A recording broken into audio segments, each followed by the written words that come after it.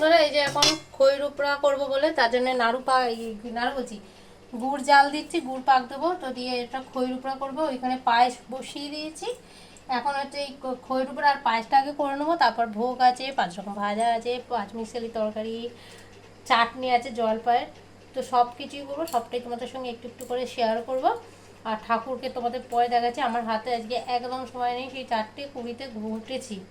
এখন আমি ঠাকুরের রান্না বসিয়েছি, মেয়েদের খাইয়েটাই দিয়েছি, ভাত ওদের সিদ্ধ ভাত আর বাটার দিয়ে খাইয়ে দিয়েছি। আর এইদিকে আমি রান্না করছি এখন করে। আমার ভাসুর পুজো করবে, পূর্ণিমা তো লেগে গেছে, সকাল থেকে লেগে গেছে। তো করে টোরে নিই, করতে একটু রোগার মানে দেরি হবে। আমি একা হাতে করছি, সবজি কাটাটা সবই করব একটু একটু করে ভিডিওর মাধ্যমে তোমাদের সঙ্গে কিন্তু শেয়ার করব। তো দেখতে থাকো। আর এই যে পায়েস হচ্ছে, পায়েস একদম অল্পই করেছি। এখানে 1 কেজি দুধের পায়েস আছে।